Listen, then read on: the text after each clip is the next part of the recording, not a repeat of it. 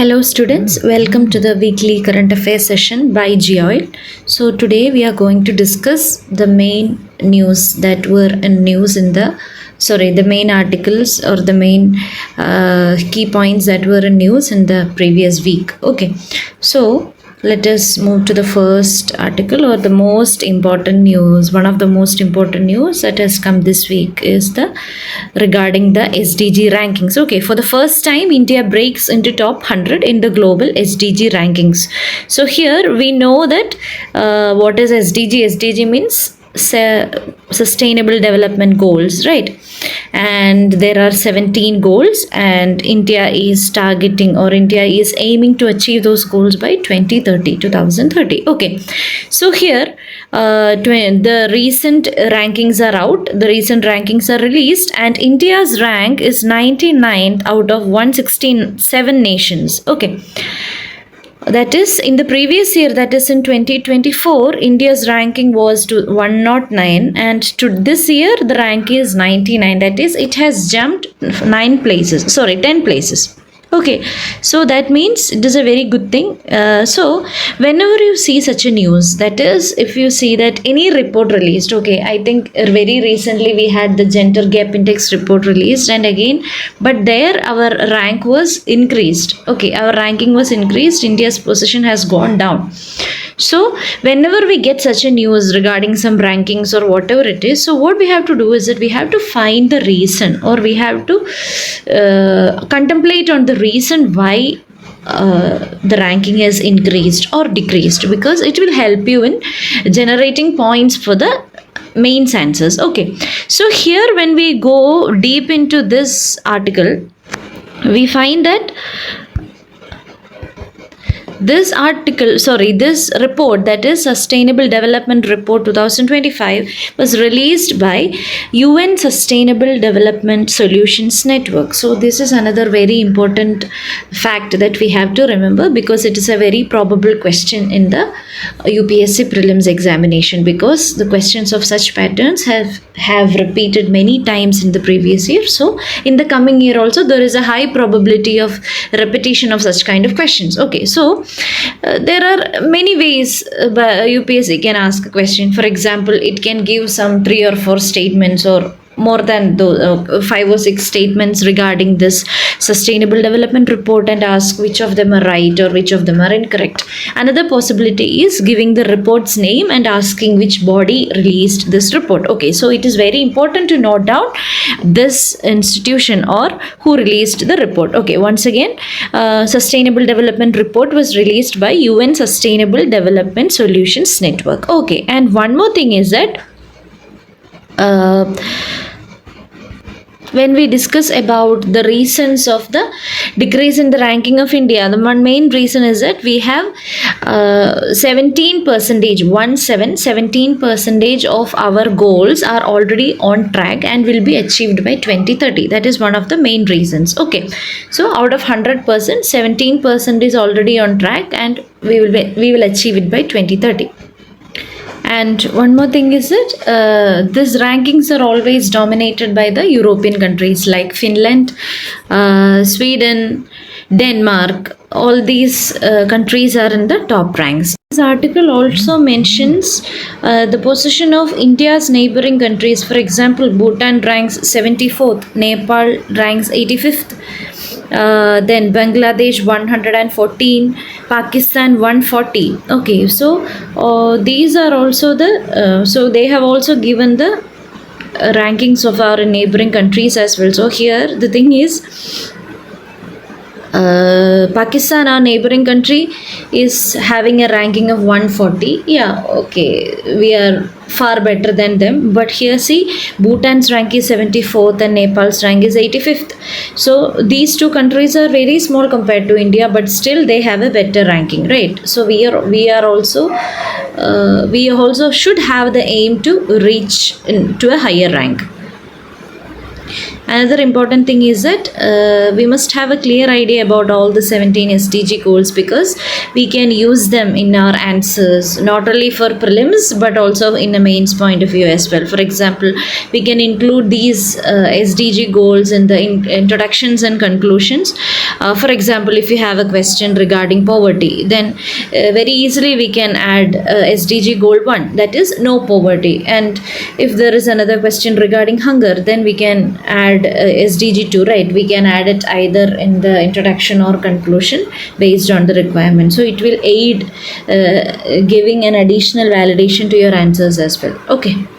Okay, so now let's come to the next news. Another very important or very recurring news that we have been watching since the last 2 weeks is the Israel-Iran conflict, right? So there are so many things happening here. Actually, what exactly is the problem? What is happening? What is going on between Israel and Iran? Yes, a war is happening. A war is going on. And who started first? Who attacked first? Yes, Israel attacked Iran first, and they mainly focused on the nuclear sites and military bases, right? And what happened later? Iran retaliated on Israel. Okay, and after that, Israel approached the US for help, and US used bunker bombs and targeted 3 nuclear sites, which are they? Fordo, Natanz, and Isfahan. Okay. So this is what was happening these days between Iran and Israel, and now we need a solution, right? So they have to go for a ceasefire and they have to come up with an agreement. So this is what this article is about. Okay, so now in which subject does it come?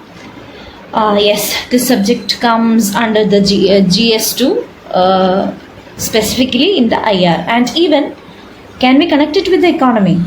Yes. Why? Because if there is any uncertainty or instability in the West Asia, it is not only affecting our India's economy, but even our global economy will be getting affected, right? Okay, then one more thing is that we can expect questions from geography, right? Yes, map-based questions are possible in prelims. For example, the boundaries of Iran, Iraq, Israel, Qatar, and US. Why Qatar and US? Why do we need to focus on Iraq and Qatar? It is because Iran targeted on the air bases of US, which are located in Qatar and Iraq. Right. Now, what are the specialities of the air base in Qatar? It is one of the largest US base. Okay, US air bases. Now, another potential area from which prelims questions can come is like the air bases, their locations, and the under which country does the air base belong to, because we can see that in the past 2 years, that is in 2023 and 24, we can see the table wise questions, like having more than 2, 3 or 4 columns are there, right, in the past 2 years question paper. So we can probably expect such questions also. Also, other air bases in other parts of the world that are in news are also of equal importance. Okay, so now let's come back to this article. So what does this article say? This article says that the ceasefire between Israel and Iran announced by the US president early Tuesday has officially come into effect. Okay, fine. So actually again, recently Trump is making lots of statements. For example, he said that US played a very important role in solving the India-Pakistan issue, right? Do you remember? Okay, now again, US is saying that we are brokering this Iran-Israel issue. But on the other side, who attacked Iran on behalf of Israel? Yes, the US. So, why is US involved in these kinds of statements? Because it wants to show its big brother attitude, right? Okay, because it wants to show its power hegemony.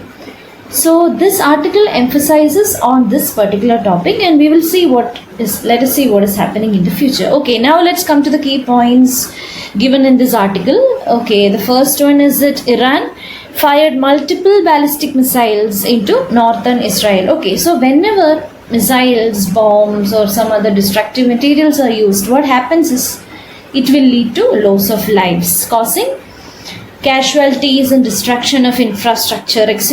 Right? Then what next? The second point says that Israel retaliated with airstrikes targeting Iranian missile launchers and radar installations. And then both sides accepted the US ceasefire despite ongoing tensions. Okay, so what is the ceasefire and what are the terms and conditions that we have to know, or what are the more important terms that we need to know regarding ceasefire? Yes, so the ceasefire aims to halt or stop direct military strikes between in Israel and Iran, including missiles, drones, and airstrike operations. So, this ceasefire agreement this ceasefire aims to stop the direct military attacks using missiles, drones, or other weapons used by the Air Force. Okay. It does not explicitly cover the proxy conflicts involving Hezbollah or other Iranian-backed groups. Okay, what are these? Who are these Hezbollahs? Yes, they are the militant groups, right? Okay, so here they do not speak anything about these militant groups or other Iranian-backed groups. They only speak about the stopping of direct military strikes. Okay, fine. So, whenever they come up with a ceasefire, they do not implement it completely at a time or altogether, right? It will be in a phased manner. Okay, in the first phase, so let us see here what is happening. I mean, in this case, so here in the first phase, Iran has to cease all strikes against Israel within 6 hours. Okay, and after that, Israel has to stop within 12 hours, and later on, the Iranian foreign minister also stated that there is no formal agreement on the ceasefire. Okay, so these are the overall terms and conditions of this ceasefire. Okay, so now let us see what are the implications, what happens in the geopolitical arena because of this ceasefire. At least, yeah, we know that at least for some time we will have the establishment of peace. Okay. Then one of the most important implications is the regional stability, right? We can bring about regional stability. We can reduce the risk of a border Middle East conflicts, easing pressures on the oil markets and regional allies. Okay, then other than that, the second most important implication is US foreign policy. Actually, it mainly shows the big brother attitude of US, as well as Trump has a policy called the America's First policy, right? America First policy, or the America First approach. Yeah, so it avoids direct US military involvement while projecting influence. Okay, fine. So that's about US foreign policy. And then another important policy is that, yeah, the most important point here is that Iran's nuclear program. That means the ceasefire does not address anything regarding the Iran's nuclear programs. Okay, it only tells about stopping direct military attacks, and nothing about, there is no provision regarding Iran's nuclear program. And these are the main points regarding this particular article. Okay, now we are going to discuss the next article. I think it is probably one of the most important articles of the day. Yes, the article says, the heading of the article says that find ways of increasing revenue of panchayats. Amit Shah urges the CMs. Okay, so what is this article about? Yes, this article is about panchayats. And what is it? What is a panchayat? Panchayat is a local self-governing body. Okay, fine. So, yes, in India, we have a local self-government, and there are two divisions. One is in the rural area and the other is in the urban area. Okay, so in urban area they are called municipalities, and in rural areas they are called the panchayats. Okay, fine. So were these present in our constitution when we adopted the constitution? Actually, no, these were later added into the constitution by a Constitutional Amendment Act. Yes, the 73rd Amendment Act specifically mentions about the addition of Panchayati Raj, and 74th Amendment specifies about the addition of municipalities. Okay, fine. And one more thing is that from 1991 onwards, we came up with panchayats and municipalities at local government. Okay. Yes, this article is saying that panchayats are having less revenue generation and we have to increase the revenue. So that is the meaning of the title. Okay. So first of all, we have to know from where these panchayats are getting the revenues, right? Okay, so the panchayats, there are mainly three sources of revenue for the panchayats. The first is the taxes, definitely. Then the non-taxable revenue. For example, sometimes we may have to pay some amount for getting water other than taxes. It is present both in rural and in the urban areas. So such amounts or such things are called the non-taxable revenues.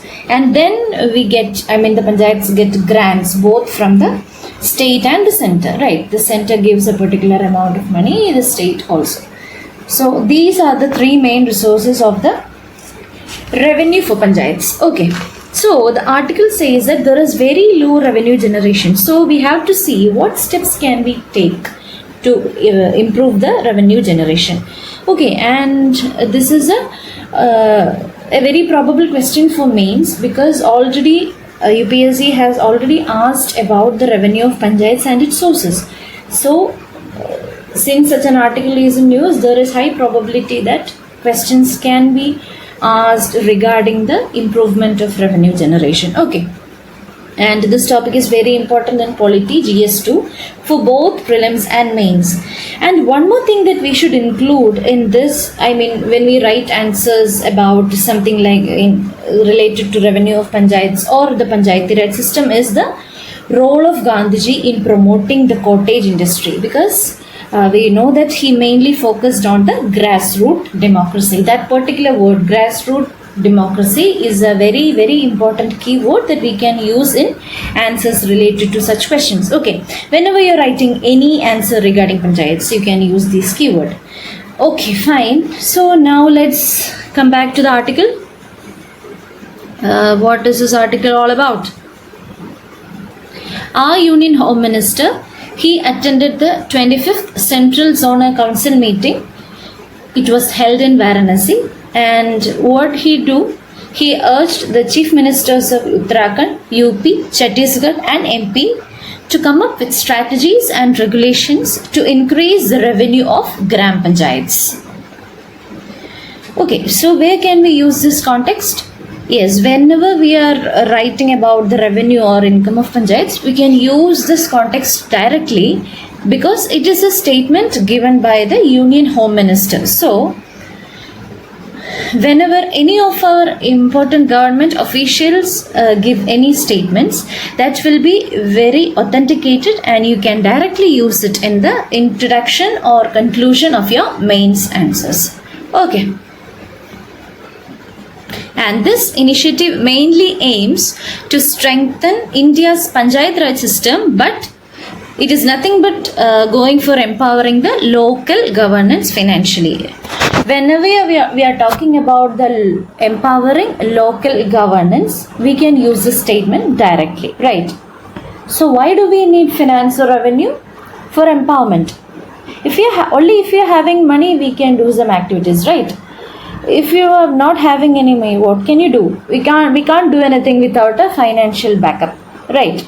Okay, so if we have to make our Panchayati Raj system more economically empowered, then we need to be financially more strong, right? Okay, so now let us see the points that are given. So here our points are Amit Shah, our Union Home Minister, he urges the CMs to boost the Gram Panchayat revenues for stronger local governance. This is the first important point he focused. He focused about revenue. Apart from these, he said three important points in this article. The first one is that we need to establish fast track special codes. Okay. Why do we need the fast track special codes? If you see the judicial system in India, we see that India has an independent and integral judicial system, right? Okay, the top court in our country is Supreme Court, and the top court in state is the High Court. Then we have the district court, and then we have the subordinate courts.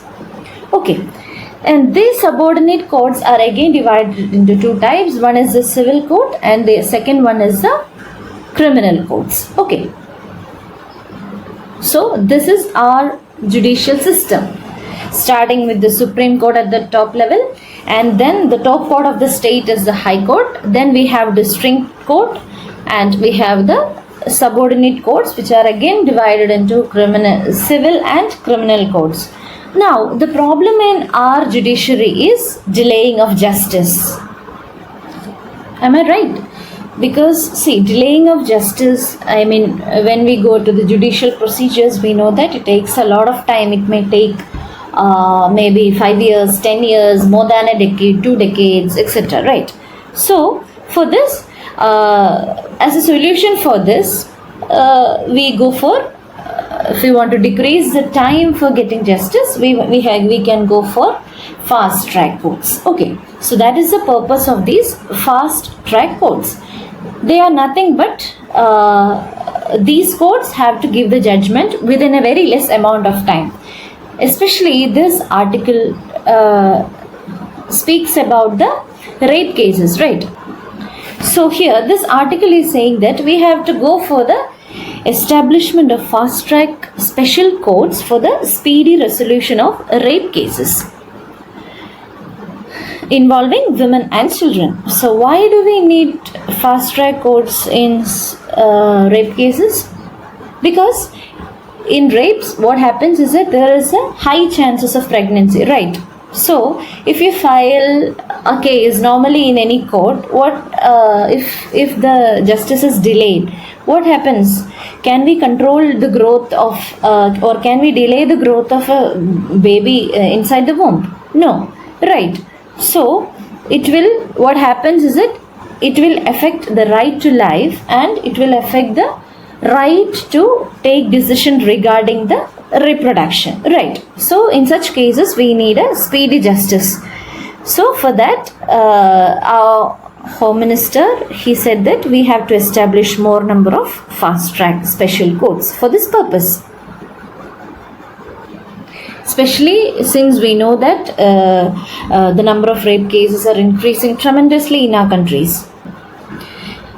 Next point here is that establishing more banking facilities in every village nationwide. Okay, so here they are speaking about banking. So what are the functions of banks? We'll get loans, we'll increase the money supply in the market, right? Yes.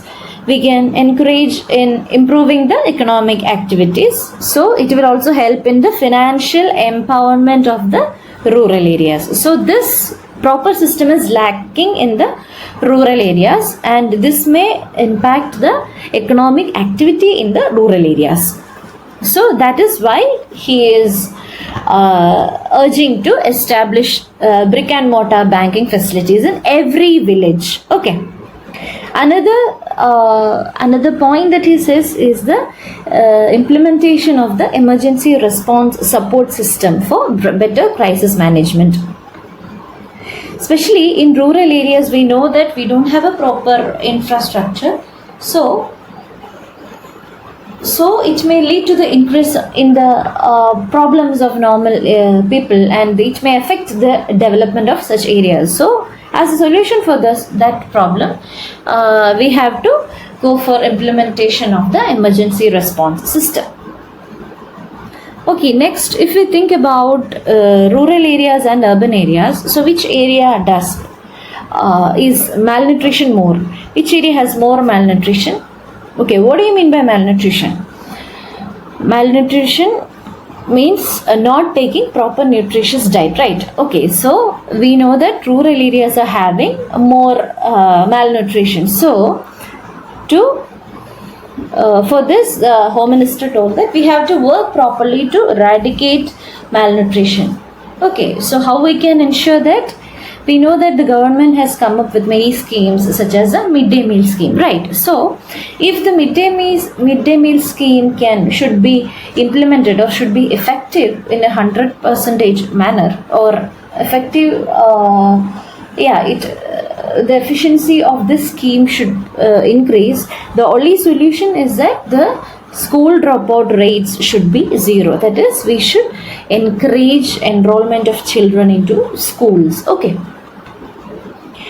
The another point here is we need to improve the infrastructure in the border areas. Okay, especially in the border areas, India is sharing borders with, we know that, 7 countries, right? So who takes care of the infrastructure development of the border areas? Yes, Border Roads Organization, that is BRO, is responsible for the infrastructure in the border areas. Okay. Whether it be hospital facilities, whether it be school facilities, water facilities, sanitation facilities, whatever it is, BRO has to take care of that. Okay, BRO is the organization which is responsible for the overall infrastructure development in such areas. So here in this article we know that the states of Uttarakhand, UP especially, these are border states, right? So in the villages of these states, which are the border villages, they have to have an infrastructural development. So that is the reason why our minister is emphasizing more on these points. Okay. So these are the main points that were said in this meeting. Okay, so now let us see about the Panchayati Raj institutions established under the 73rd Constitutional Amendment Act. Okay, as we all know that we have a three-tier system. At the first level, we have the Gram Panchayat or the village Panchayat. Then we have the block Panchayat and then the district Panchayat. Okay. Actually, what is the task of this PRIs? That is the Panchayati Raj institutions. It's very, very important. Like, they manage the tasks like agriculture, rural housing, water management, electrification, healthcare and sanitation. But what is the problem? The problem here is financial autonomy is very, very limited for these PRIs. They get only 1% of their revenue generated independently. Okay, so 1% of this revenue, it is a very, very less amount. That is the reason why Home Minister emphasized more on increasing the revenue for these Panchayati Raj institutions. Okay. Okay, now let's see this article. 15th century lamp discovered in Karnataka temple.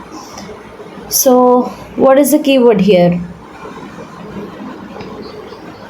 Yes, it is 15th century old lamp, right? That is, it was found in the 15th, or it was considered to be from the 15th century. So anything which is of 100 years or old or more than 100 years old, so it is considered as an antique thing, right? That means it becomes part of our cultural heritage, right? So from which subject we have to see this? It comes in the art and culture of GS paper 1, right? So here it is found in which temple? We have the temple name given here. These lamps were discovered from the Ananda Padmanabha temple in the Udupi district, okay, in Karnataka. So normally, what is the importance or what is special with this Ananda Padmanabha Swami or Ananda Padmanabha temple? Which god is the deity there? So it is Lord Vishnu, right? It is famous for Vaishnavism. So what is important about this lamp is that here both Lord Shiva's and Lord Vishnu's carvings are found. It is a combination of both Shaivism as well as Vaishnavism. Okay, so because of this article becomes very important. Okay. So this article we can also add it in our Bhakti and Sufi movements topic in the art and culture. So there we have Vaishnavism, Shaivism, Lingaits, Shaktiism, everything, right? So in that point of view also this article is important. Okay, so see here what is given in the article. A rare 15th century antique lamp featuring unique Shaiva and Vaishnavite sculpture have been discovered at the Ananda Padmanabha temple in Udupi district in Karnataka. So that is the context of this article. Okay, and the special feature of this lamps is that it is having both the sculptures of Shiva and Vishnu. Okay, so by this we can understand that South India is very famous for Vaishnavism as well as Shaivism together. Okay, and it was donated by Basavannaras Banga in 1456 CE. Okay, one face depicts Lord Shiva as Nataraja. So, what is this Nataraja? Yes, Lord Shiva is doing Tandava. That is called the Nataraja image. Okay, which is nothing but performing cosmic Pralaya Tandava dance. Okay, and on the other side we have Brahma, Indra, Agni, Varuna, and Ananda Padmanabha with symbolic gestures and implements. Who is Brahma? How many heads does he have? 4 heads. Okay. Who is Indra? How many eyes does Indra have? There is a story that Indra has eyes on the whole body. Okay. Who is Agni? Fire. Who is Varuna? Varuna is the rain god. So here we have all these sculptures on these lamps. Okay. Here another important thing that we have to note down is the Antiques and Art Treasuries Act 1972. Okay, so that fact is very important regarding this article. Antiquities and the Art Treasuries Act 1972 implemented from 1976. Okay, according to this act, antiquity is nothing but any coin, sculpture, painting, epigraph or other work of art which is having more than 100 years or which is older than 100 years. Okay, so why did we come up with this act after 1972? That is, after independence, India is very rich in its heritage, right? And many times we come across a lot of temples and other structures which have a very rich heritage. There is one temple called Somnath temple which is very rich. So this temple has been plundered more than 12 to 18 times. That means many a times our antiquities are sculptures or many other things are stolen by other people, for example from other countries. So to prevent all these, we have the Antiquities and Art Treasuries Act 1972, Art Treasures Act 1972, and we are trying to get back all these properties or articles which are to retrieve them from other places. Okay. So it is very important to know why we need to retrieve all these properties back to India and under which act do we do all these things. Okay. Okay, the other next news is regarding the SEO summit. I think we have articles related to this summit on the previous days also. That is, I think on 29th we had 25th June we had an article titled Rajnath Singh likely to discuss regional peace at the SEO summit. So this article can be considered as a continuation. So our main highlight is to know what is the SEO summit and what is going on now. Okay, so what is SEO? Shanghai Corporation Organization. Okay, so where is this Shanghai located? It is located in China. Okay. So we formed one organization called the Shanghai Cooperation Organization. So in this organization, a meeting is being was conducted on 25th and 26th, right? So that is why this is in news now. So who are attending these meetings? The meetings are attended by its members. Okay, so all the member countries' defense ministers are participating in this meeting this time. Okay, and from our side, from our country, our defense minister Rajnath Singh attended the meeting, and what did he do? He highlighted the regional peace, right? Okay, so what is the reason? Because it is a war time, right? Because we had the India Pakistan war, Israel Iran, next Russia Ukraine war. So it is a war time, and that is the reason maybe our defense minister have urged for regional peace as well. Okay, so you can go through that article as well. Anyway, our main highlight is the SCO summit this time. And why regional peace is important for SCO? It is because Russia is a member, China is a member, Iran is a member, India is also a member, right? So wherever these wars are going on, all these countries are going to participate here. So this is a very good platform. Now it has become a very good platform to talk about the regional peace. So how can we expect a question from this part? So here we can add SCO as a platform to discuss about the issues which are going on in the world. Okay, because the countries which are in war all are part of this SCO. So this article is important from which subject? Yes, it is important in the international relations from GS2. Okay, one more thing here is we can also expect a prelims based question related to Shanghai Cooperation Organization, like the founding members. When this organization was founded, we had only 6 members, but now the membership has expanded.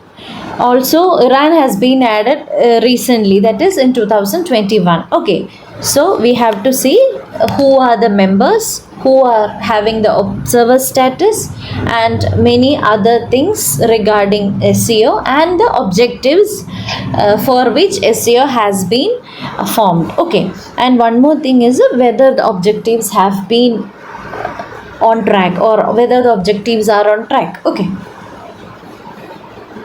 Actually, in 2025 prelims, there were 3 questions regarding the organizations. For example, they asked regarding the BIMSTEC and many other organizations as well, I guess. So, this organization is also, since it's in news, it is very important in the prelims point of view.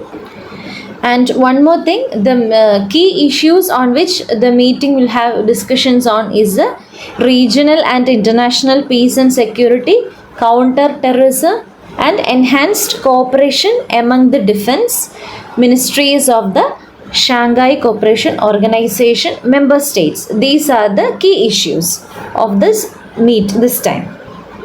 And India is emphasizing cooperation among the SCO, defense ministers, and multilateralism. Okay, so what is bilateralism? It is relation between 2 countries, right? So what is multilateralism? That means we want to improve the cooperation between different countries. Okay. We are focusing on eliminating terrorism and extremism in the region. Okay, so that is also another key focus. Also to enhance trade, economic cooperation, and connectivity within SCO. Okay, so these are the 3 areas where the main focus is going to. So if we speak about the facts regarding SCO, the full form is Shanghai Cooperation Organization. It is an intergovernmental political, economical, and security alliance founded in 2001.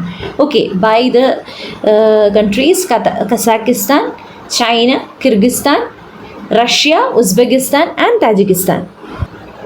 So here, what thing we have to remember is that only Turkmenistan is missing here. All the other countries, all the other 5 among the 5 stans which are present in Central Asia, except Turkmenistan, all other countries are there in SCO from the foundation. Okay. And later on, other countries, India and Pakistan was added in 2017, and Iran was added very recently in 2021. Okay. and the first summit was held in Shanghai in China in 2001. And the main objectives of this SCO are strengthen relations among the member states, promote cooperation in political affairs, economics and trade, scientific, technical, cultural and educational spheres, as well as in energy, transportation, tourism and environmental protection.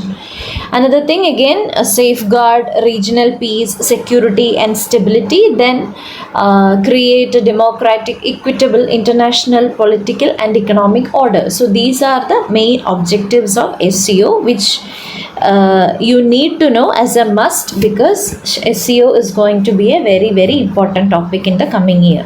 Okay.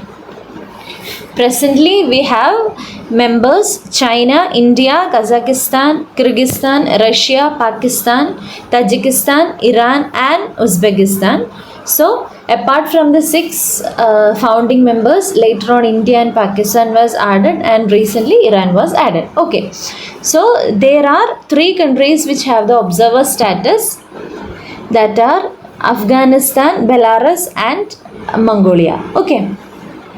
And we have dialogue partners as well: Armenia, Azerbaijan, Cambodia, Sri Lanka, Turkey, Egypt, Nepal, Qatar and Saudi Arabia. Okay, so normally when they take a decision, they will be asking member countries and the observer countries. Okay, the dialogue partners will have an opinion, that's all. Now, what we have to discuss is the importance and relevance of the SCO for India. Okay, so what is the relevance of SCO? Counter-terrorism. First point is counter-terrorism. Pakistan is there, right, in this SCO. So, now we can talk about Pakistan, right? So, here now with China, what is the issue? Yes, with China we have issues regarding our border, then regarding trade, increasing of expansionist policy of China, which is happening in land and water. So here we can counter China as well. And the next one is for ensuring regional stability, especially if you want to have a dialogue with the Central Asian countries. Central Asian countries, can we use this SCO? Yes, it is very important for our IMEC project, right?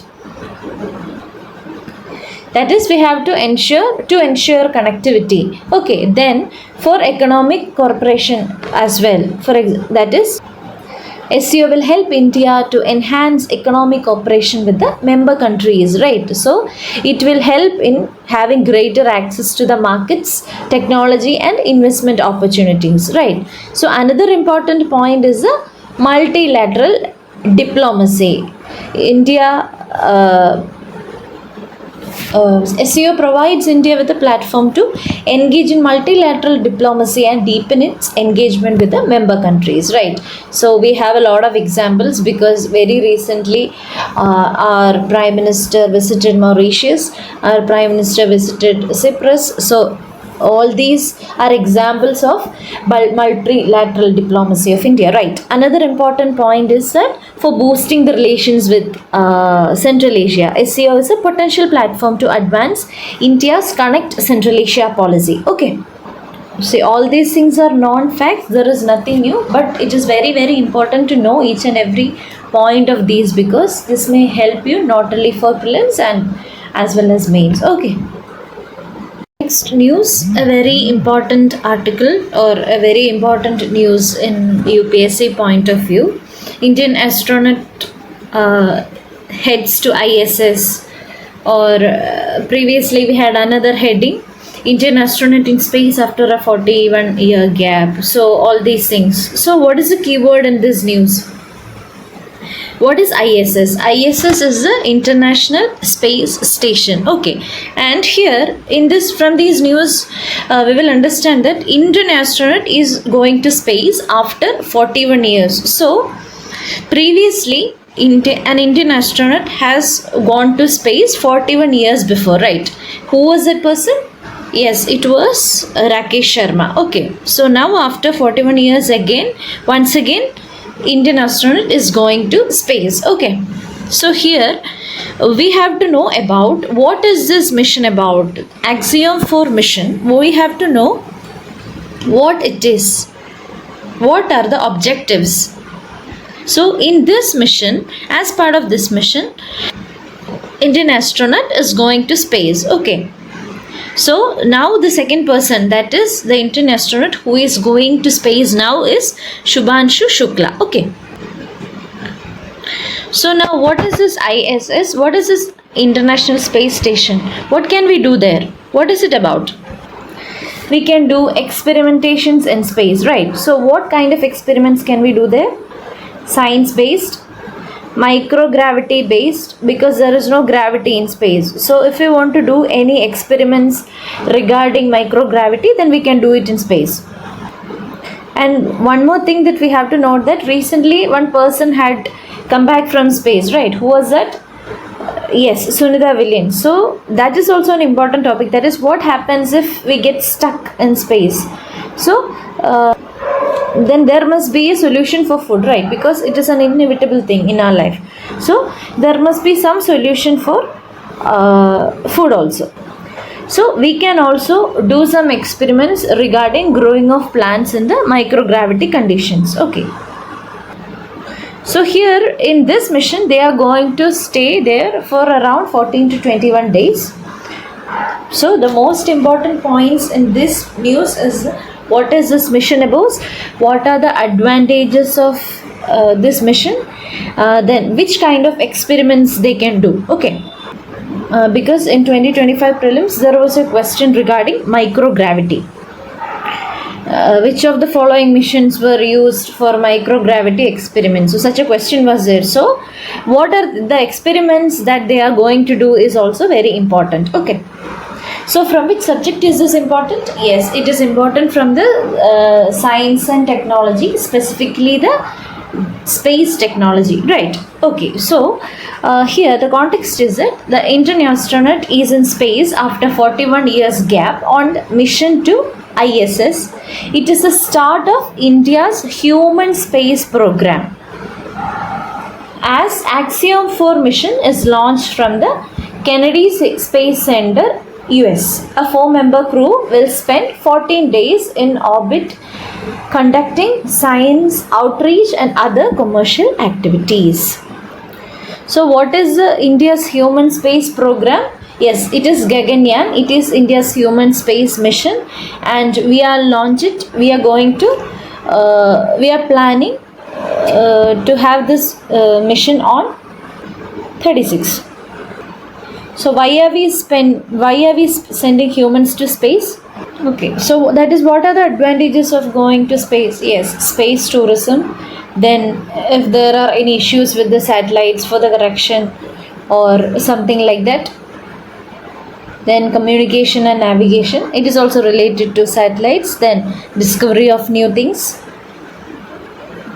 So the news says that in 1984 mission, Rakesh Sharma was the first Indian astronaut. Okay, he went under the mission Soviet Soyuz. The mission's name was Soviet Soyuz. Okay, now they are going to spend around 14 to 21 days the new mission, conducting 60 scientific experiments, and from this 8 are from India, that is from ISRO. Okay.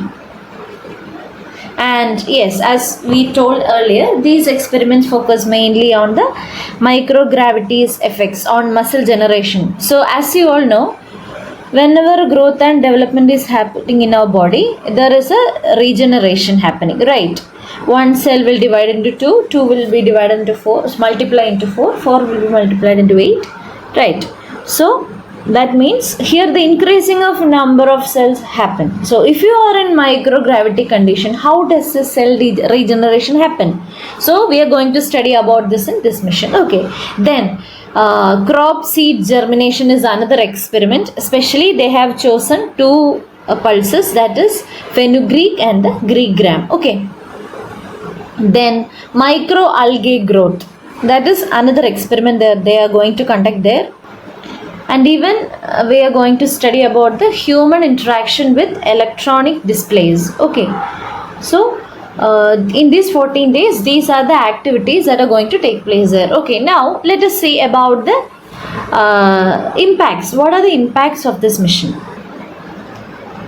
India's experiments will enhance an understanding of microgravity's effects on biology, agriculture, human health, especially, so that we can plan accordingly for our human space missions in the future. Okay, so if we have a better understanding, it will help to plan our missions better. Okay,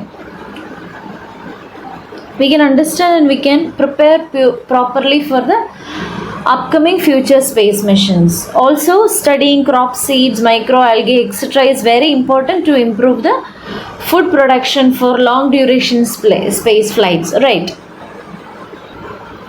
The next point is this mission is also a milestone for India, because it is going to boost our national pride, and it is going to inspire youth and to pursue this STEM field. What is STEM? Science, technology, engineering and mathematics field. So that is for higher education. Okay, STEM is a scheme and introduced by our government to improve or to increase higher education. Okay, so this will encourage youngsters to pursue space technology as a career. Another impact is that it will help in international collaborations. See, now this mission will strengthen the ISRO-NASA ties and India's role in the global space exploration, and it will improve the partnerships with the US, Poland, Hungary, etc. Yes, it will also provide a critical experience for India's Gaganyaan program scheduled for 2026. Next important point is it is very helpful for the educational outreach. We can also we can improve our innovations. We can also improve our innovations in agriculture, technology, healthcare, etc.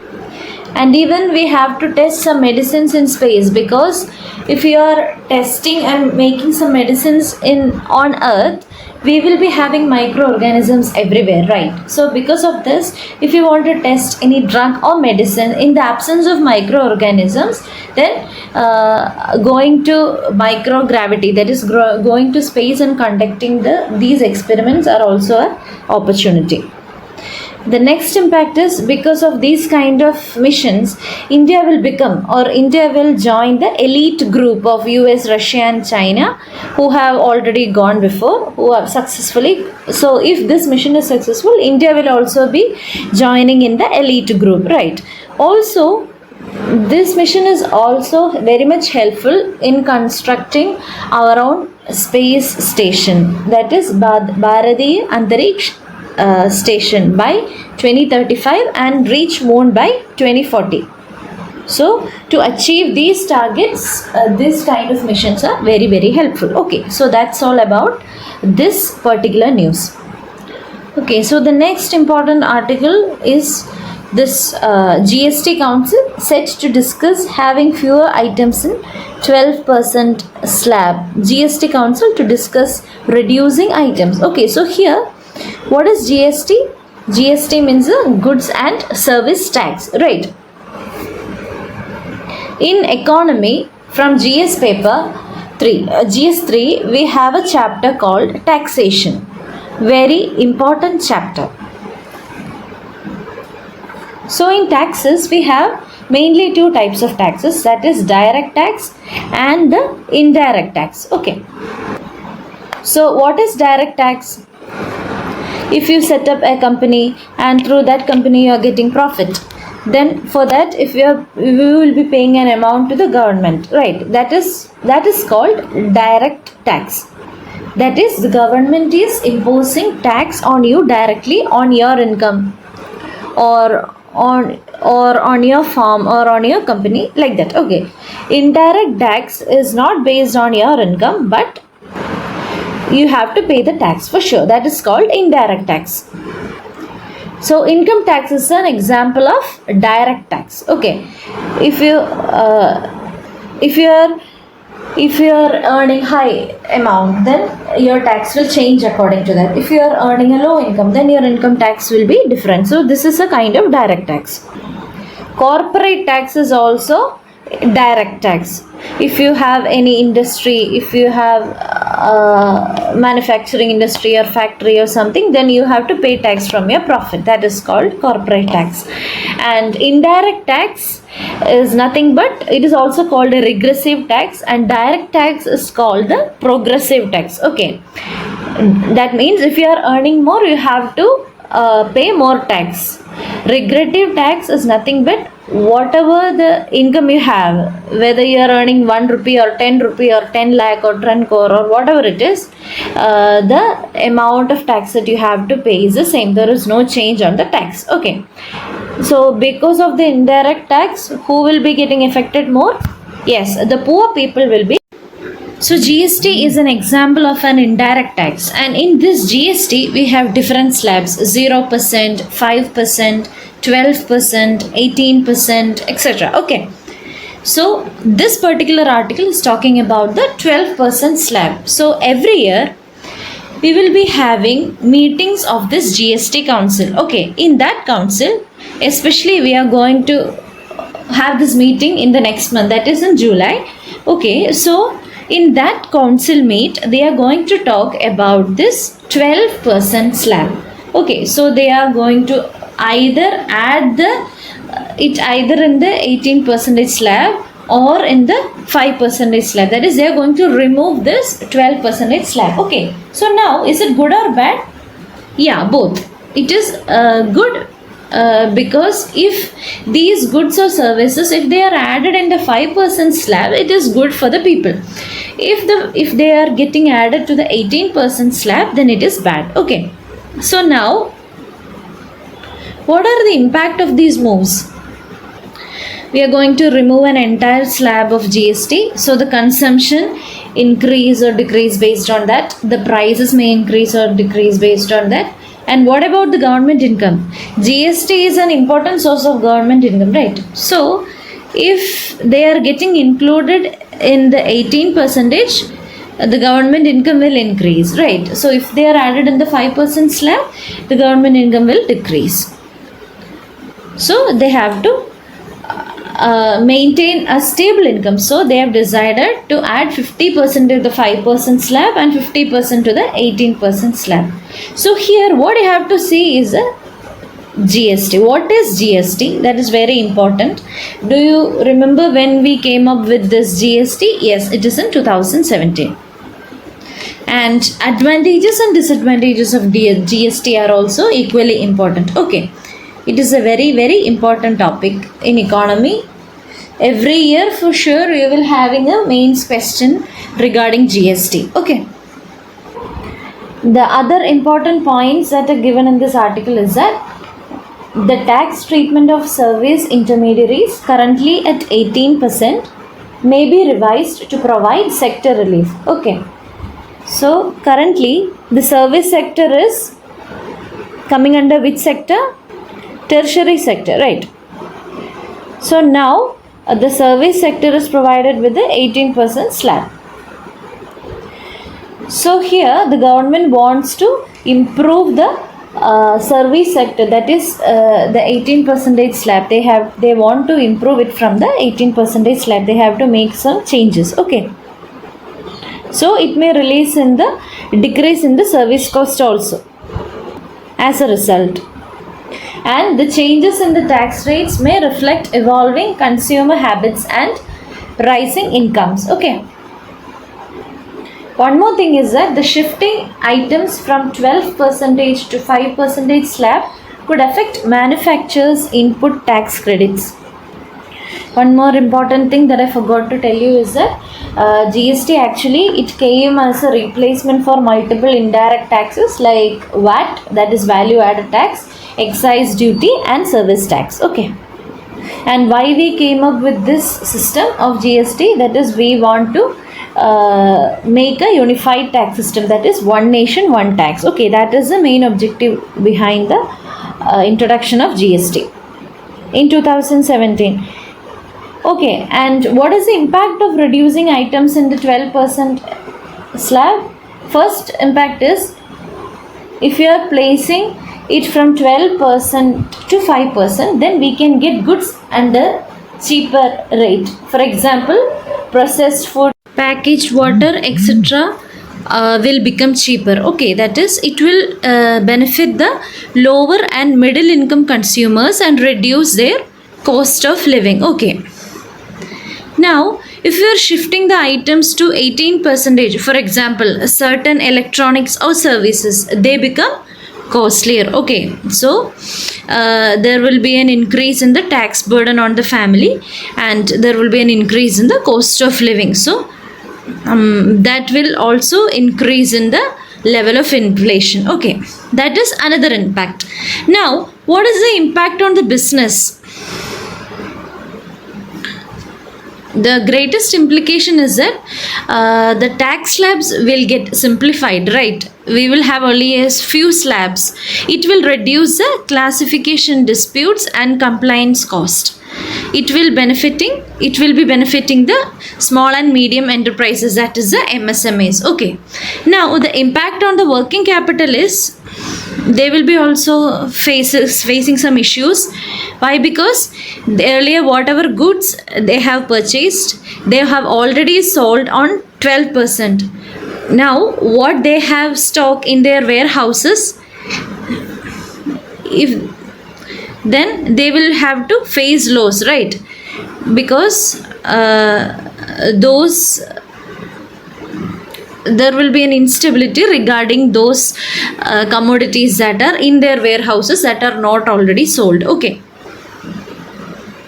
so it will have an additional burden on the workers there, on the factories. Okay, so these are the main points that we have to take care while going through this article regarding GST. Okay, next important article is, Cabinet passes resolution to mark 50 years of emergency. Okay, so what is emergency? Emergency is a very important topic or chapter in your GS2 polity.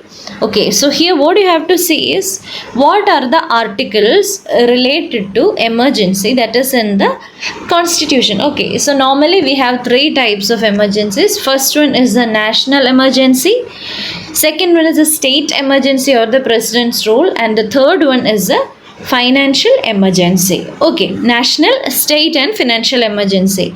Article 352 talks about national emergency. Article 356 talks about state emergency or president's rule, and Article 360 talks about the financial emergency. Okay, so when can we impose this emergency in our country? Yes, if there is any war or armed rebellion or internal security issues. Okay, then our government can impose this emergencies. Okay, so during emergency there is a curtailing of the fundamental rights. Okay, and there is also a restriction of freedom of press as well. Why was this national emergency imposed by the Indira Gandhi government in 1975? So actually Indira Gandhi won with a very big majority, right? So actually at that time there was a case was filed in court, and the court said that Indira Gandhi was involved in malpractice in that election. So that was one important reason. And the second reason here was, in 1971 we had war, right? So because of that there was a financial strain in the country. There was unrest,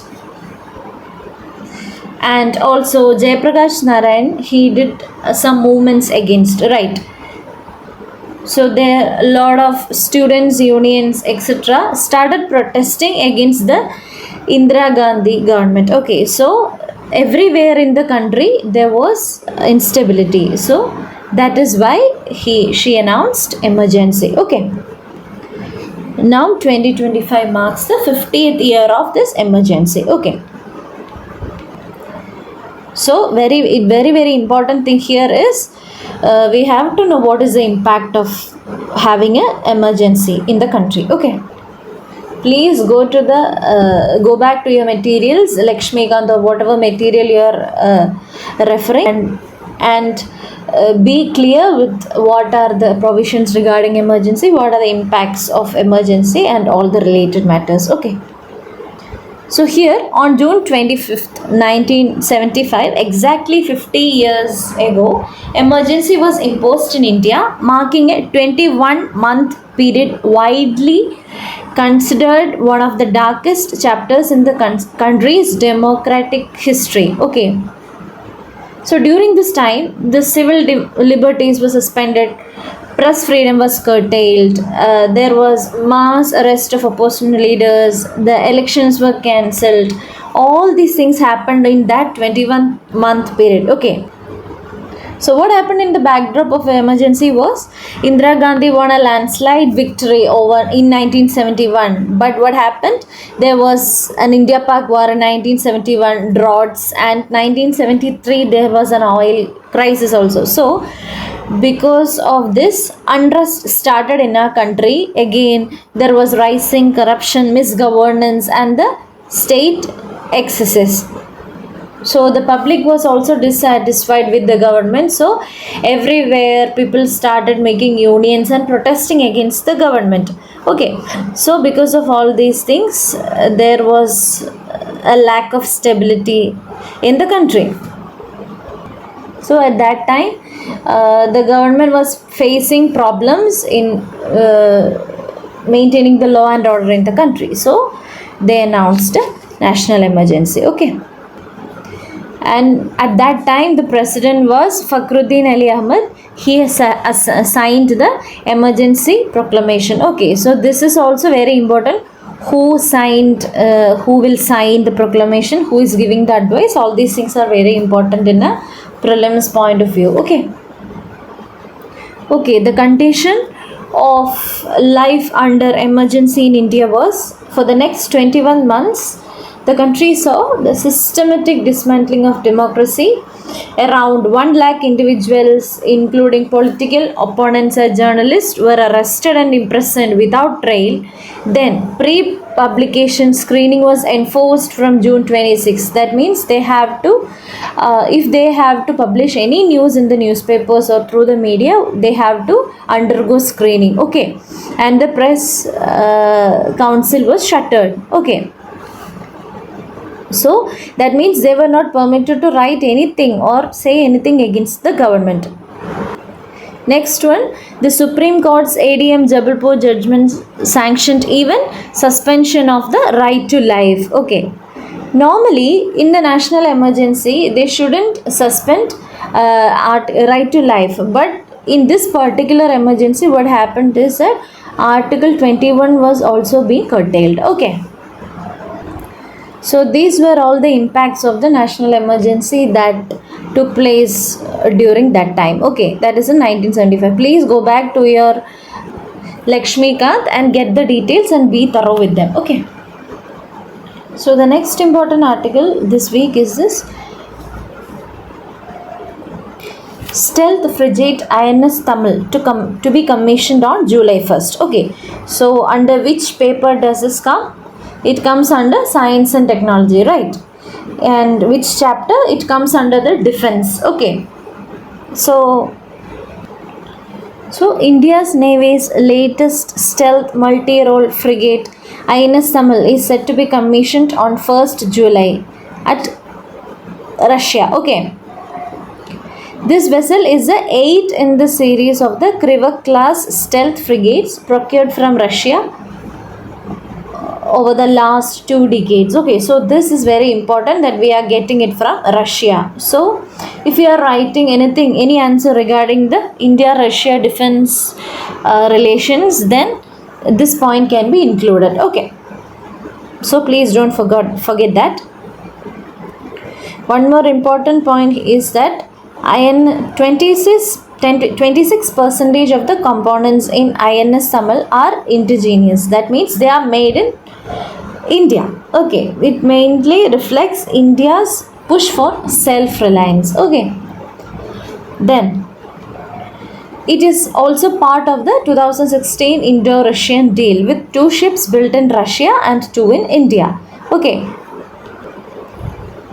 So this is the second one. First one was INS Tushil. It was commissioned in December 2024. And this is the second one. Okay, the first one was INS Tushil and the second one is the INS Tamil. Okay. And one more thing, that we should know what is a stealth frigate. Okay, what is its use, what are its advantages, what is the benefits, and why is India going for it? Stealth frigates are typically used in naval operations for anti-submarine warfare, anti-air warfare. For example, it can be used as carriers. Okay, it can be used as carriers of some missiles or some weapons, okay, that we can use in our warfare. Also, it can be used for maritime patrol, then for escort missions, then again for surveillance, right? Okay, for surveillance also it is useful. So please go through the static content of this particular area so that you get more awareness about this portion. Okay. See, this is the article. The title of the article is Infrastructure Deficiencies, Low Funds Affecting Organ Transplants Report. Okay, so here this article says about a report saying that the infrastructure deficiencies and the low funds are affecting organ transplants. Okay. So everyone knows what is an organ transplant, and what is an organ transplant? Organ transplant means taking the healthy organs of a person and placing it into the body of another person who is in need of it, right? So do we actually need an organ transplant? Yes. For what? We can improve survival rate. We can improve the standard of living also, right? For example, if there is a blind person, so you know that if he is blind, then he can't see anything. So if he goes for an organ transplant, he will be able to have a better standard of living, right? Another example, if a person is having a liver failure or a liver infection or something, so if he goes for a liver transplant, then the suffering of his person can be reduced, right? Also, maybe the lifespan of that person can be extended, right? So for increasing of life expectancy and for decreasing of the sufferings and to increase the standard of living, organ transplantation is important. But with regard to organ transplants, our country is having a lot of challenges. Okay, what are they? We need proper infrastructure to store the organ, right? As soon as an organ is removed from one person, it has to be stored under proper conditions, right? Also, the cost of organ transportation, that is also another issue. So when you read such an article, in a UPSC point of view, what you have to do is that you have to Google certain things. For example, either Google it or read it from somewhere. You collect some information regarding the organs that can be transplanted, the organs that cannot be transplanted, and what are the conditions that are necessary for organ transplantation, what are the challenges for organ transplantation, what are the impacts of organ transplantation. So when you read an article, okay, not only in case of organ transplantation, in case of other articles as well, so this is the way you have to approach. Okay, so from which subject is it important? Yes, it is from science and technology. Okay, so here in this article, the Union Health and Family Welfare Ministry released a report, and this report highlighted critical challenges facing. Okay, the critical challenges that India is facing in the organ transplantation program. Okay, so what are the challenges we have? The first one is the infrastructure gaps. Okay, we don't have proper infrastructure, which is limiting the capacity of our government hospitals to perform organ transplants. So in some multi-specialty private hospitals, we are doing that, but we are not doing it in government hospitals because we are not having proper infrastructure. Okay, the next challenge is shortage and frequent transfer of specialized transplant medical personnel disrupt program. Okay, Okay, for example, if in a hospital, if you are having a medical student who has completed his MBBS, is it possible for him to do a organ transplant surgery? No. So for this, we need very specialized personnels, right? Trained personnels. So due to frequent transfer or shortage of such specialized persons, that is also another challenge for organ transplantation program in India. Okay. The next challenge is the high cost of lifelong immunosuppressant drugs. We know that our body is having our own immune system and defense system, right? So if it is activated, then it may cause some problems to the newly transplanted organs. So what we have to do is that we have to suppress our immunity. So for that, what we have to do, we have to take immunosuppressant drugs. Okay, that is the medicines which are going to suppress our body, okay, or suppress our immune systems. But the problem is that these are very costly. Okay, these are very expensive. So for normal people or for the low middle class people, it is very difficult for them to afford. Okay, the next challenge is that we are mainly dependent on external labs for HLA cross matching. Okay, so if you have to go for an organ transplantation, we have to match, the organ has to match with the blood group, and many other matchmakings are there, right? So we have to check the compatibility of new organ and the old organ, right? So for that, we have to make HLA cross matches. Okay, that is human leukocyte antigen crossing. Okay, so to check the compatibility. But the problem is that such labs are not much present in India.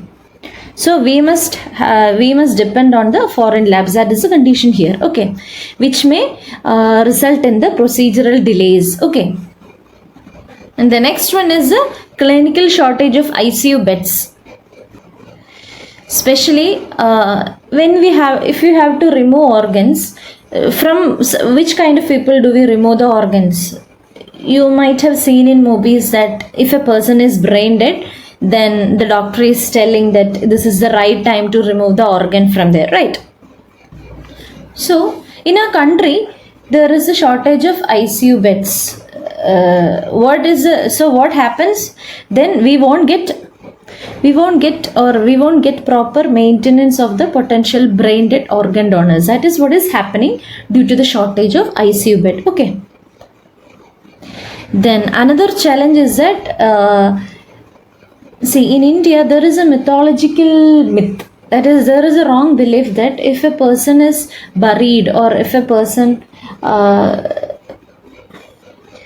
person's after death ceremonies are dead without all the organs, then in the next life he will be born without those organs. So such mythological beliefs or such myths are existing. So if we are able to come out of such myths, or if the awareness is generated among people that these are myths or these are wrong beliefs, then I think such things also will be reduced. Okay, so that is also, such mythological myths are also a challenge. Okay, and one more thing in this article is a strong recommendation to include liver and heart transplants under the Ayushman Bharat scheme. So what is the Ayushman Bharat scheme about? We are providing tertiary health care and provide 5 lakh per family, and recently there is an update. What is it? People who cross 70 years of age, they will be covered under this Ayushman Bharat scheme irrespective of their economic conditions, right? So here they have recommended to include liver. The government has also recommended to include liver and heart transplant also under this scheme. Okay. So here India is the third country in the world after USA and China. Okay, in terms of the total number of transplants done in a year. So this is very, very important data. First position is USA, second is China, and the third position goes to India. Okay. Okay, so what can be done here to overcome these challenges? The first one is increasing of infrastructure, definitely. Next one, okay, specialized doctors should be recruited. We have to improve the labs for HLA compatibility tests, right? Increasing of funding, promotion of manufacturing more ICU beds, right? Especially for the brain dead donors. Also, awareness camps regarding donation of organs and how it will help other people. Also, we have one service called the Noto Office. It mainly focuses on organ transplantation and empowering such activities. Okay. Another thing is the affordability of organ donation under the Ayushman scheme. Okay. Another important way forward is that we have to focus more on the research and development of these immunosuppressant drugs. If we are providing this kind of drugs, or if we are distributing these kind of drugs, then definitely what will happen? The price of these drugs will definitely decrease, right? Also, another important step can be we can go for a collaborative approach with other countries as well. It will help in technologies for storing and transplantation and using those organs. Okay. So that's all about this article. Please read more about the details of organ transplantation from sources that you get. Okay. Okay, so now let's move to the next article. Okay, actually it's an article from the editorial. Okay. Steering the Indian economy amidst global troubles. So here, you know that very evident that this is from the economy paper, right? Okay, so here steering the Indian economy amidst the global troubles. So what are the troubles, or what are the global troubles that are happening around the world now, and what can India do to improve the condition of the economy? So these are the things that are discussed in this article. So whenever you are reading an article from the editorial, because mostly it will be opinion based, right? So before reading the article, just read the headline and understand what the article is about. Then what you have to do is that find out from or understand from which paper does it belong to which paper does it belong to. And then what you have to do is, before reading the article, just brainstorm the points, the possible points that would be. For example, in case of this article, here see, it is speaking about improving the Indian economy, okay, amidst the global troubles. So just list out the problems or the global troubles that are happening in the maybe in the previous 2 weeks or the past 1 month. Then you can think about improving. What are the steps that the government has taken to improve the economy, or the government has taken to overcome all the problems that are happening globally. Okay. This is very very important, and once you do this every day from the editorial page, if you repeat this exercise daily, maybe in the initial days you may not be getting any points, but when you repeat this activity every day, you will start generating points of your own. So what is the greatest benefit of this activity is that when you get for your mains paper, when you get a question, see, you cannot expect 100% of the questions from the topics that you have read. Maybe some questions may come out of the blue. Every year some unexpected questions are seen in the question paper. Out of 20 in one paper, out of 20 questions, minimum 4 to 5 questions will be very very unexpected. So to face such questions, or to be able to generate answers for such questions, these kind of activities will help you. Okay. Another benefit is that once you generate your own points and then read the article, you will feel more connected to the article and it will retain in your mind for a longer time. Okay. Okay, let's go into the article. Okay, the global economy is currently experiencing a profound transformation because of geopolitical tensions, and because of this Trump 2.0 era started, it led to the renewed trade wars, and they are coming up with new trade policies, right? So because of this, the global economy is facing a lot of changes. Okay. and India's largest export market is US. And because of this tariffs, it is going to affect our apparels and the pharmaceutical industries of our country. Okay. Tariff uncertainties are also another big problem. So, who is getting affected more? Especially the small, medium, and micro enterprises, that is, MSMEs, are going to get affected. If they are affected, then what is the impact? These MSMEs will provide, they are providing huge employment opportunities in our country. So, if they are not getting the platform to do the trade, what will they do? They will decrease their production, right? And if they decrease their production, what will happen? Decreasing of employment, right? So, then it will lead to increasing of unemployment. That will ultimately lead of increasing of poverty, increasing of hunger. Again, increasing the burden on the government. So, everything is interconnected. Next point is given in the article is India is trying to come up with bilateral free trade agreements, right? Recently, the FTAs with UK, European Union, and Australia, and they provide alternate growth avenues for Indian exports. Okay. We are also focusing on protection against dumping from China and ASEAN nations. So actually we are having a problem with China and ASEAN countries regarding dumping of goods. So if you go to any markets, you can see the goods made in China, right? Everywhere. Even there is a notion that we shouldn't use the products made in China because they may not work properly or they may get damaged fast, right? So what is dumping? For example, suppose I take a pen, okay, that pen is made in India and it cost, okay, 10 rupees. A blue pen with 0.5 mm nib, blue in color, okay, very high quality pen. And suppose that China is also introducing a pen with the similar features into the Indian market, okay. Same color, same quality, same ink, everything. So if the cost of the pen is Indian pen is 10 rupees, then the cost of the Chinese pen will be mostly less than 10, right? So if we go to a shop, in one tray there is an Indian pen and on the other there is a Chinese pen. So which one will we choose? Obviously we will go for the pen with the low price, right? And most probably it will be in a very good shape and an attractive shape or attractive color or whatever it is. I mean the outer cover. Okay, so mostly we will go for the Chinese pen.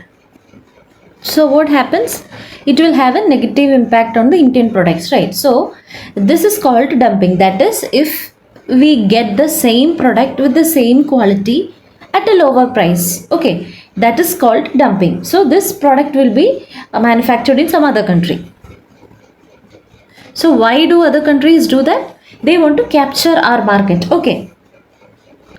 So if they are producing or if they are supplying the same good, same quality at a low price in our market, then that means they are targeting our goods, right? So how we can tackle the situation of dumping? So we can impose anti-dumping duties. Okay, India should impose anti-dumping duties or anti-dumping taxes on China and ASEAN countries. Okay. So in that way we can protect our domestic manufacturers and our domestic economy. Okay. So there are many challenges, okay, that are mentioned in this article, and we have to find the solutions also, and they are speaking about the solutions as well. So if we discuss about the major problems, we know that since the past 2-3 weeks or maybe in the past month, there are many problems that are happening in the global arena, right? For example, war between many various countries. Then BIMSTEC, the members of BIMSTEC, they are not cooperating because of the political instability. Then trade tariff by US. Then China, what China is doing? China has stopped, or China is stopping the export of rare earth metals and semiconductors. Then US is restricting their visa access to students. So all these things will affect our Indian economy in one way or the other. So what we have to do is that we have to find methods to overcome all these issues, okay, or we have to find steps to steer up the Indian economy. So what are the steps government has already taken or the government is taking? The government is improving domestic manufacturing, right? Then the RBI has decreased the repo rate. We already know about that. We have already read that in the news, right? Then India has newly focused on establishing new semiconductor hubs, then improving the Sagarmala project, then many multilateral relations that India is more focusing on. For example, our honorable PM has recently visited Croatia, Cyprus, etc. Right? All these multilateral relations will help in boosting the Indian economy. Okay, so these things are really important for improving the Indian economy. So these are the things that are mentioned in this article. Not only in this article, I have already told about many other points as well. So I just gave an example about how to approach an article from the editorial. Okay, so even if there is no one else to help you externally, you can do this by your own, and you can, if you have any doubts, you can just Google them and find it down. Okay, so this is how you evaluate, or this is how you get points from the editorial. Okay, so ultimately all these will help you in the examination, both mains and prelims exam. Okay, so now let's move to the next article, that is expansionary policies in a slowing economy. Okay, what is happening here in India? We are having a slowing economy. Recently, a GDP estimate has come out telling that India has a slowing economy. So whenever slowing of an economy happens, is it good for a country? No. So what happens in a slowing economy? Slowing of an economy is nothing but decreasing of a GDP, right? So decreasing in GDP means it decreases the total cost, that is decreasing in the production or decreasing in the manufacturing. It leads to the decrease in the GDP. Okay, so what are the impacts of decreasing the production or manufacturing? It will result in the decreasing the forex reserves, decreasing exports, decreasing of employment opportunities, so it will lead to increase in unemployment and increase in the poverty, right? Increase in the hunger. So these are the after effects of the decrease in production or manufacturing, right? So the government has to find out steps to prevent all these or to increase the GDP, right? Okay, one more thing is that if there is a decrease in production, what about the money in the hands of people? The money will also get decreased, right?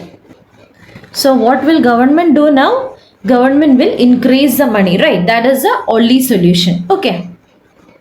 So who plays a major role in increasing the money supply? Yes, the RBI and the government both have to take measures to increase the money supply, right? Steps taken by RBI is the monetary policy, and the steps taken by government are called fiscal policy. Okay, so here this article speaks about monetary policy. Okay, again in monetary policy, again there are two types. One is the expansionary policy and the constructive policy. Okay, so expansionary policy is nothing but the government wants to increase the money supply in the economy. Okay, sorry, the RBI uses expansionary policies to increase the money supply in the economy. So what will they do? Decrease interest rate.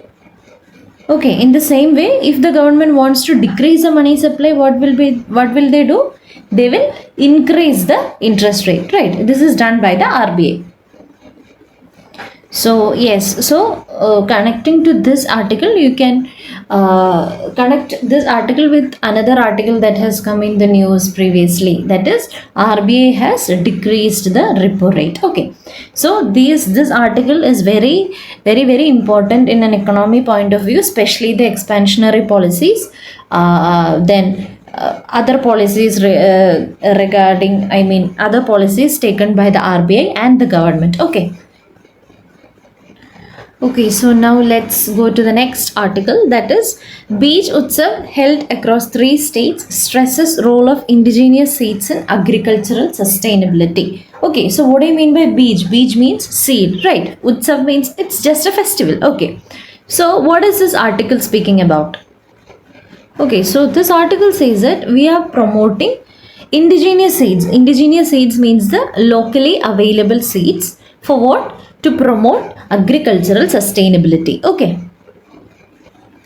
So why do we have to promote this locally available seeds? One major point is that the indigenous seeds of crops or plants, they will be resistant, or they will be adaptive to the climate changes that happen. Okay, they will be resistant to pests and other possible diseases also. What happens when we bring a hybrid plant and keeping here? Yes, the damage will be more. It will be easily attacked by pests or insects. And can we grow them for a long term? No, the lifespan will be short. Okay, so whenever we are growing plants which have short life, can we ensure sustainability? No. Why? Because now there is a problem of global warming and climate change. So, to ensure agricultural sustainability, we have to go for promotion of the indigenous varieties of plants. Okay. Now, who will be having the knowledge of these indigenous seeds? Is it the people living in the cities or the people living in the forest or rural areas? The people who are living in the villages, especially in the forest areas, that means the tribal people, they will be having the knowledge about the indigenous plants, their productivity, right? So this festival, it is mainly celebrated in three states. So if you see, notice the image that is given, you can understand that the tribal women are participating in the festival. Okay. Okay, so from which subject can we see this article? Yes, this article speaks majorly about the tribes, the role of tribes, etc. Right? So, for what? To ensure sustainability in agriculture. So, can we add it in an environment point of view? Yes. Then we can add it under the topic food security, right? From science and technology point of view also, we can add this article, right? Okay, so a 4-day beach utsav was held in the Tri Junction of Rajasthan, Madhya Pradesh and Gujarat. The key points that we have to see is indigenous seeds are the cornerstone of agricultural sustainability. Why? Because if you have to maintain ecological balance, environmental balance, and if you want to ensure food security, and if you want to fight against the climate changes, we need this kind of indigenous varieties of seeds. Okay. And next one is we are more focusing on community-led seed system. So in this festival, what they are doing is they just exchange the seeds. Okay. So why we are including this community here? Yes, they have good knowledge about the seeds, right? Or their growth, their diseases, etc. Next important point is that women plays a very important role in preserving seed heritage. So if we go to the primitive societies, right, like the ancient periods, there we can see that men will be going for hunting and women will be going for just gathering of the food, right? So compared to men, women will be good in colors and precision of colors, and men will be good at GPS or finding the locations. Okay. Why do we have this kind of notion? It is because from even from the earlier times, men used to go out, they used to find or go and find the food for the survival, or they used to collect them, they used to hunt them down, hunt the animals, or find out which fruits are available or what are available for their existence. And what the women used to do, they used to gather them. Okay, so women used to gather the fruits, tubers, vegetables, etc. based on the colors. For example, if it is green color, then it is unripe, right? If it is red or orange, then it's ripe, it is edible. So such things were done by the women. So from the evolution of human itself, women are good at colors and men are good at fruits. Okay. So here in this article also they say that women have a significant role in having the traditional knowledge regarding the seed selection, storage, cultivation, etc. because they are nurtured in that way. Okay. So in that image also that is given in the newspaper, we can see that they are showing women, not men. So if you want to write an answer regarding women or their role in environment preservation, so this point can also be added, right? So this is how we generate points. Okay. And yes, the article also discuss about the hybrid seeds in market, right? But what are the problems? They will be easily attacked by the pests, right? They may not be able to adapt to the present environment, right? So what will happen? We will have to give more pesticides, more fertilizers, more herbicides, etc. So are they good for health? No, they create health risk, financial burdens, right? These pesticides, fertilizers, etc., they are very expensive. So it increases the financial burden, and also finally it results in the environmental degradation. Okay. So this festival is mainly focusing on indigenous seeds, which challenges our environmental changes, right? Use of alterants, etc., especially by aligning with tribal ecological knowledge and traditional practices. Okay. Also, the role of voluntary organizations in enabling grassroots movements.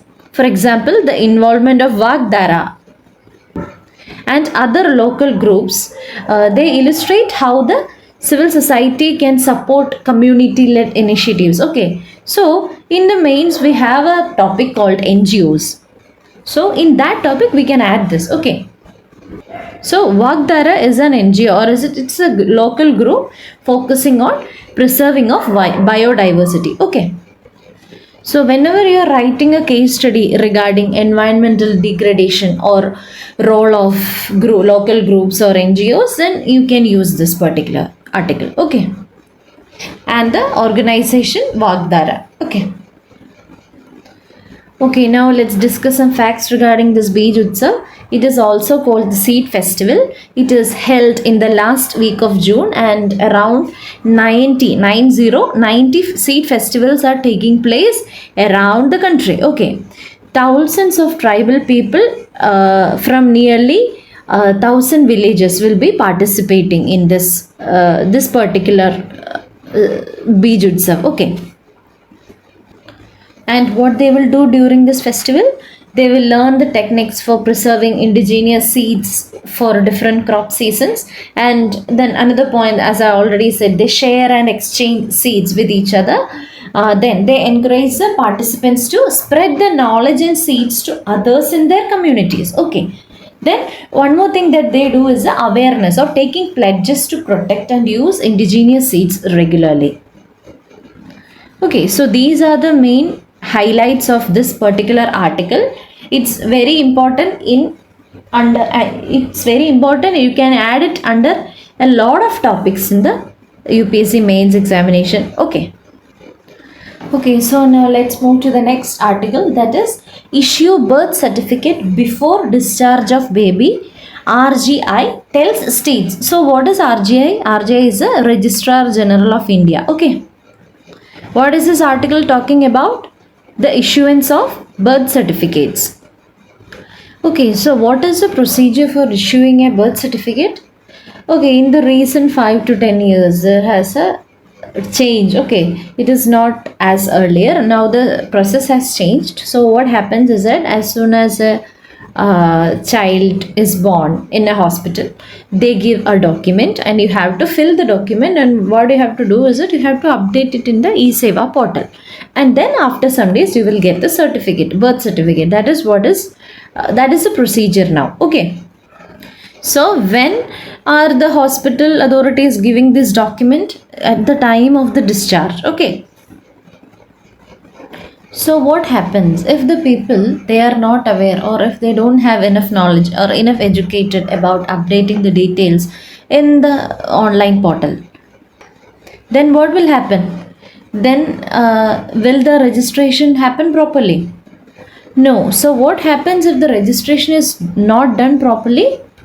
There will be uncounted people, or there will be uncounted births, right? So there will be lack of a clear cut data. Okay. So if you don't have the adequate data, what happens? Enrolling in schools, and even in Anganwadi centers, right? In Anganwadi centers, after birth, they are providing some preschool services, right? Providing food, providing of amridam powder, providing of protein powder, eggs, etc. So there also they are asking birth certificate, right? So if you don't have a birth certificate, what happens? All these services will get affected, right? Also in schools, we know that if you want to get admission, birth certificate is must, right? Will you get admission without the birth certificate? No. So because of this, we are having a lot of problems, especially also the government of India is also having a lot of problems, especially some problems like anemia, malnutrition, school dropouts, etc. See all these, if India or if the government is having a proper clear cut data, then we can ensure all these things like proper nutrition, proper school education, right? So because today's children are tomorrow's citizens, right? So their enrichment also is important. And one more thing is that mostly in the rural areas, interior areas, the birth mostly happens in home. So in such cases, will these people go and do the registration? So mostly these home deliveries, like okay, delivery of the baby happens at home in very very interior areas. Most probably those people will not be well educated. Okay, so the chances of them going and registering will be very very less. Okay, so recently the RGA has came up with the rule that if birth happens in public transport system, or okay, it is also possible, right, in bus or train or something, then it is the responsibility of that particular public transport to ensure that it is getting registered. And also if the delivery is happening in some hotels, or even if delivery happens at home also, compulsory registration is needed. Okay, even if all these steps exist from 2023 onwards, still there is a lack of proper registration of births in our country. So, to tackle this issue, RGI has come up with a new rule that the birth certificate should be issued before discharge itself. Okay, so we know that in generally there are two types of deliveries. One is a normal delivery, and second one is a C-section or the cesarean. So, in case of a normal delivery, they will stay in the hospital for maximum 1 or 2 days. And in case of cesarean, it will be approximately or maximum 3 to 7 days, or sometimes more than that. Okay. So here the RGI says that before discharge itself, the government should be, as fast as possible, they should provide the birth certificate. They should issue the birth certificate. So from which subject is it important? Yes, it is important from the governance point of view in GS2. Okay, mainly because it deals with the health of the children, nutrition of the children, the conditions, the health condition of the newborn children as well. Their education when they are grown up. So this article is important from a governance point of view. Okay, so this article is also related to public service delivery, because the government or RGI insists that the government should provide the certificate to the people before the discharge. So it is also related to the public service delivery. Okay. So whenever we are writing an answer regarding how to increase the public service delivery, here also we can use this article, or we can use this key points. Okay. In ethics, so in ethics we have a topic called public service delivery. So then now let's come to the facts that are given in the article. it's said that over 50% of the institutional births in India occur in government run hospitals, because nowadays there is an increase in the increasing of infrastructure facilities, and also government is also providing hospitals which are specialized in gynecology. So due to all these things, over 50 percentage of the institutional births are taking place in government run hospitals in India. So that is the reason why RGI insists government run hospitals in particular to issue the birth certificate before discharge. Okay. And one more thing is that there is a centralized registration portal now which supports streamlined birth and death registrations across the states. So, one more thing that we have to remember is that not only births, deaths are also not properly registered. Okay, so what happens if the deaths are not properly registered? So we know that old age people or the old people are getting pensions from the government, right? So if the so and so person is, if the government is not informed or the death of a person is not registered, what happens? If an old man is not registered, what happens? The government will keep on releasing funds every month, right? And the person who is hiding the fact or the matter of this death, they will be getting this money. So what happens is it is a window for corruption, right? And also a loss for the government. Okay, so now let's see some facts regarding the Registrar General of India.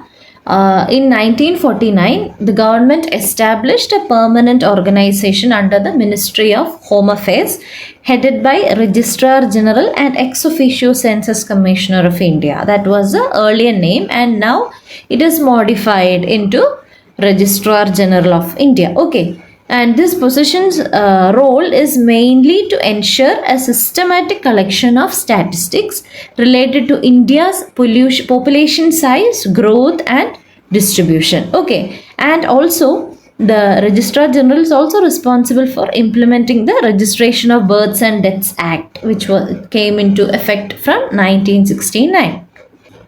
Okay, so that's all about this article. It's a very small article, but there are a lot of points that can be generated from here. Okay.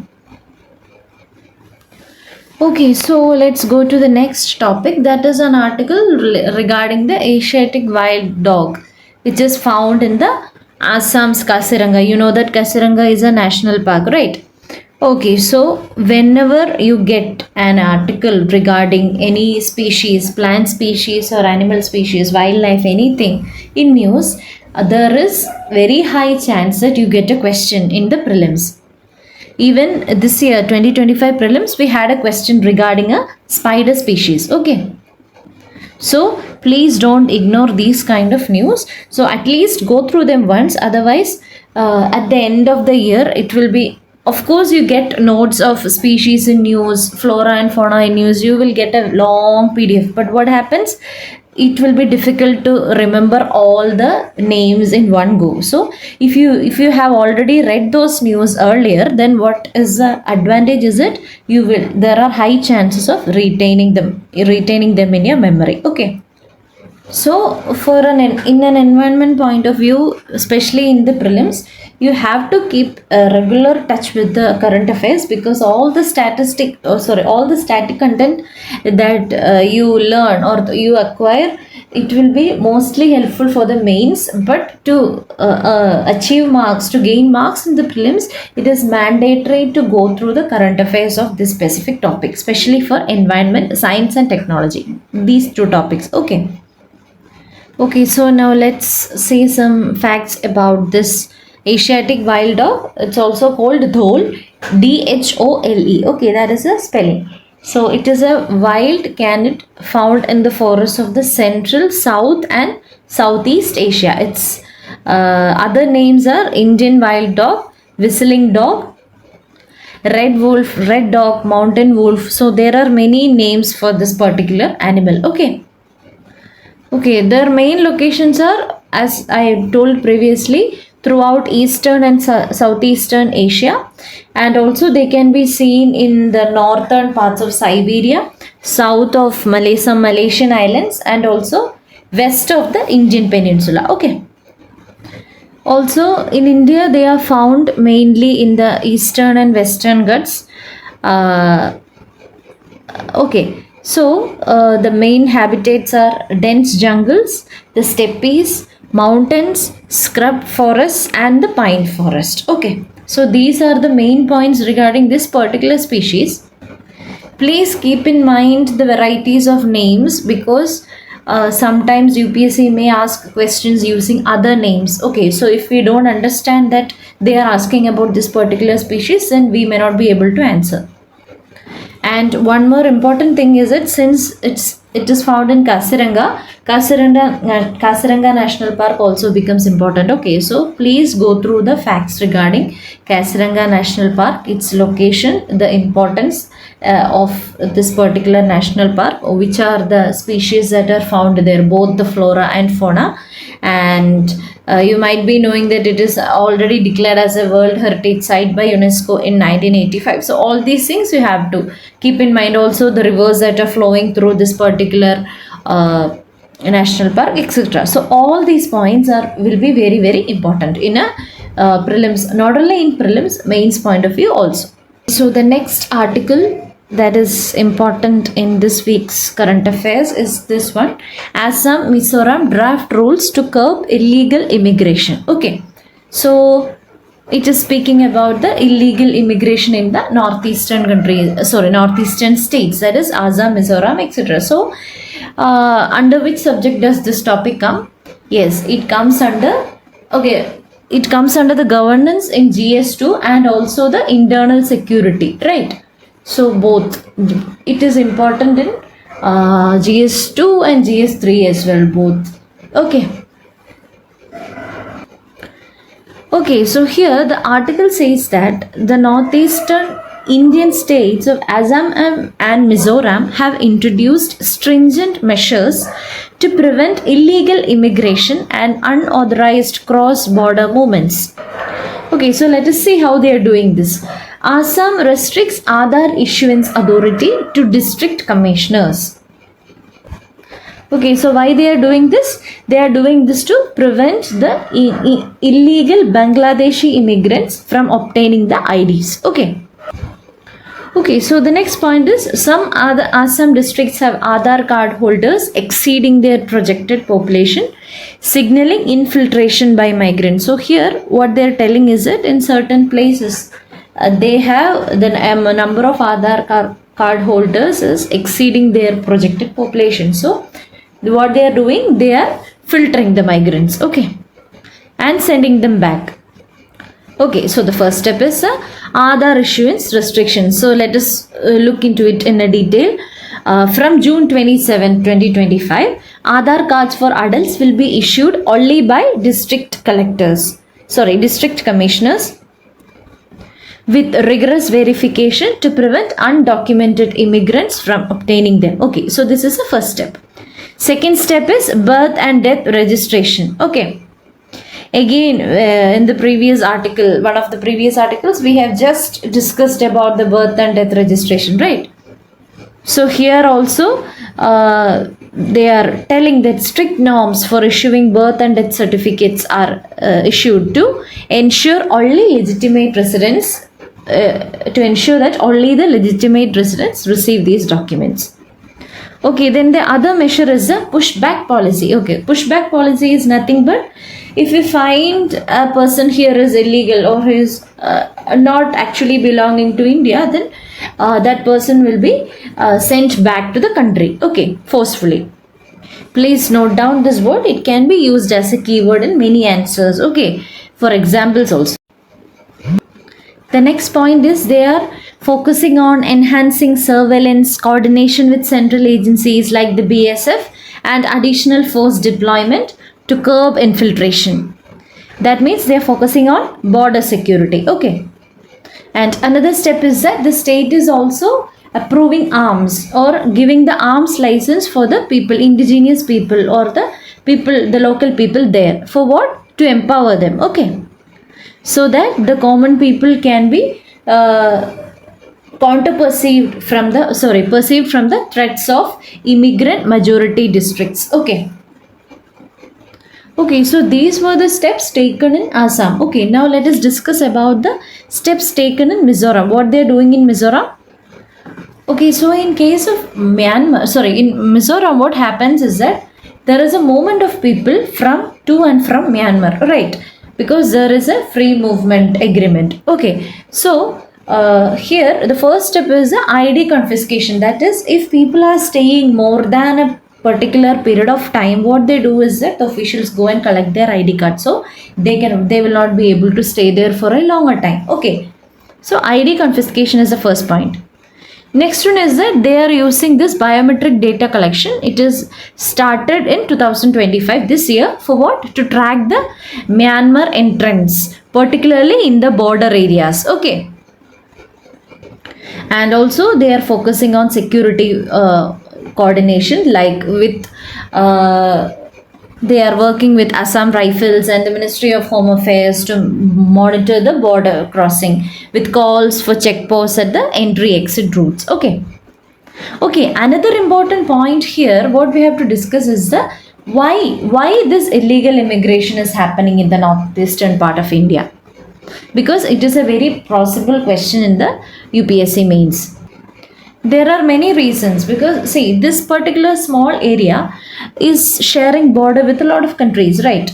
Then political instability in Bangladesh is another important point. Okay, then another point is the economic disparities, that is the poverty and lack of opportunities in Bangladesh and Myanmar. What happens due to this poverty and lack of opportunities? The people they tend to migrate to India for better livelihoods, especially in the Assam's agricultural and constructional sectors. Okay. Another important reason for the illegal migration is the pre-independence migration from East Bengal and the post-partition refugee flow. Okay, so what happens is that this affects the line between the legal and illegal residents, complicating detection because it has been happening even before independence. Okay, so these are the main points in this particular article. Okay, so that's it. I think we have covered almost all of the important articles or important news that were in the newspapers this week. And if I have left out anything, we'll definitely cover it in the next week's current affairs. Okay.